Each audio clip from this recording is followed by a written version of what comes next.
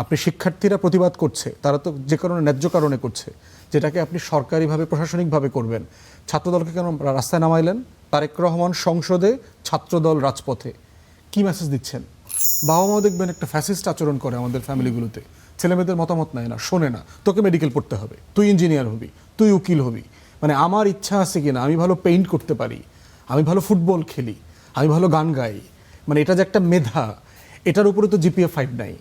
মানে এই যে কাঠামোগতভাবে সমাজের বিভিন্ন জায়গায় জায়গায় বাচ্চাদেরকে, ইয়াংদেরকে, আমরা তো এই সাপ্রেশনের মধ্য দিয়ে বড় হয়েছে, কিন্তু সবাই আমরা বড় হয়েছে, কিন্তু এই জেনারেশন আসলে কি সাপ্রেশন আছে কিনা, বা অনেক সময় আমরা দেখি যে এখন অপিনিয়ন দেওয়ার ক্ষমতা রাখে তারা, এবং কিছু বদলেছে, এবং বদলেছে হচ্ছে প্রতিবাদ আকারে বদলেছে।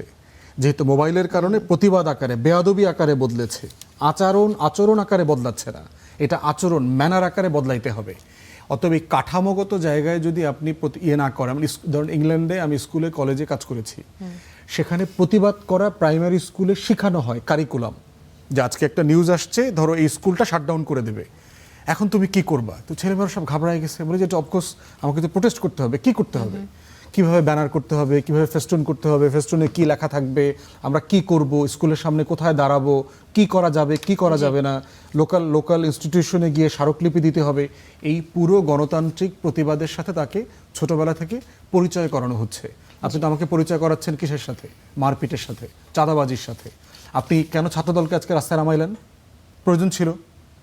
আপনি শিক্ষার্থীরা প্রতিবাদ করছে, তারা তো যে কারণে ন্যায্য কারণে করছে, যেটাকে আপনি সরকারিভাবে প্রশাসনিকভাবে করবেন। ছাত্রদলকে কেন রাস্তায় নামাইলেন? কি বলছে ছাত্রদলের? তারেক রহমান সংসদে, ছাত্রদল রাজপথে। কি মেসেজ দিচ্ছেন? এই রাজনীতি, মানে এই যে আপনি ক্ষমতার, আপনি যে মাসল প্লে করতেছেন, এই মাসল প্লে হাসিনা করে ধরা খাইছে না? আপনি এখন এই প্রসেসে কেন গেলেন? ছাত্রলীগ তো লাঠি নিয়ে নামতো, ছাত্রদল কি তা করেছে? আপনি শিক্ষার্থীদের এই ইস্যুতে রাষ্ট্রের সাথে তার লেনদেন, এটা তো বিএনপি দলের সাথে তার কোনো লেনদেন না। তো এই প্রতিবাদটা কার সাথে? রাষ্ট্রের সাথে। তো রাষ্ট্র আমার সাথে বোঝাপড়া করবে, সরকার বোঝাপড়া করবে, ছাত্র দলের ছেলেমেয়েদেরকে কেন ডিল করতে হবে? ধন্যবাদ। এই কাঠামোগত জায়গায় এবং আবহাওয়ার ব্যাপারে ইনভেস্টিগেশন হওয়া দরকার। যাদের কাছ থেকে আপনি পরামর্শ নিচ্ছেন, রাইট অ্যাডভাইস আপনি পাচ্ছেন কিনা? ধন্যবাদ ব্যারিস্টার আসাদুজ্জামান ফুয়াদ।